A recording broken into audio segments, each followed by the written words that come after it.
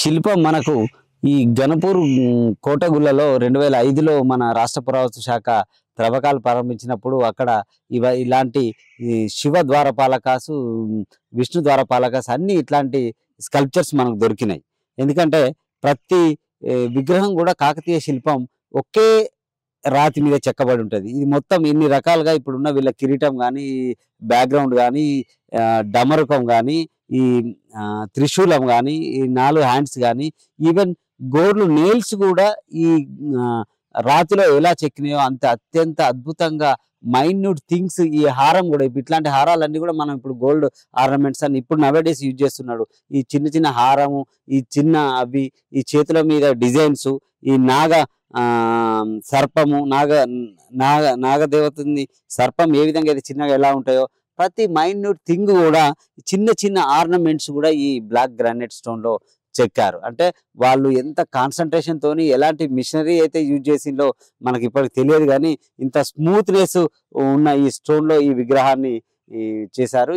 ఇది కాకతీయుల ఇదేంటి సింబల్, దీన్ని రాజ గజ కేసరి అంటారు. ఇది ఒక కాకతీయుల అవార్డు.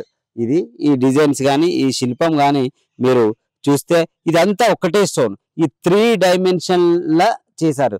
మనకు ఫోటోగ్రఫీ అయితే ఒకటే డైమెన్షన్ ఉంటుంది. 3 డైమెన్షన్ అంటే మొత్తం ఫ్రంట్ అటు ఎలివేషను ప్లస్ గద ఏ విధంగా ఉన్నాయి, ఎలా ఒక మనిషి నిలబడితే ఎలా ఉంటుందో అలానే ఈ 3 డైమెన్షనల్ స్కల్ప్చర్ని చేశారు. ప్రతి డిజైను కూడా మీరు ఈజీగా అబ్జర్వ్ చేయొచ్చు.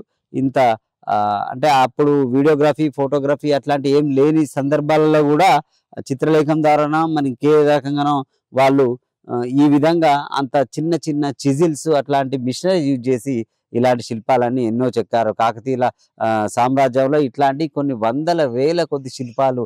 అంటే అప్పుడున్న స్థపతులు కానీ ఆర్కిటెక్ట్స్ ఎంత కష్టపడి ఉంటారు, ఎంత కాన్సన్ట్రేషన్ చేసి ఉంటారు. వాళ్ళకి కేవలం ఒక శిల్పం చెక్కాలంటే, ఒక శిల్పం చెక్తూ ఏదైనా ఒక మధ్యలో ఏదైనా మిస్ అయినా, ఏదైనా డిస్టర్బెన్స్ వచ్చినా మళ్ళీ ఇదే మొత్తం శిల్పాన్ని చెక్కాల్సి ఉంటుంది. సో అంటే ఎంత ఓపిక అనేది ఆర్కిటెక్ట్స్కి ఉండేదో ఇప్పుడు మనం అర్థం చేసుకోవచ్చు. ఇట్లాంటి శిల్పకళ మన భారతదేశానికి కాకతీయుల శిల్పకళ అనేది ఒక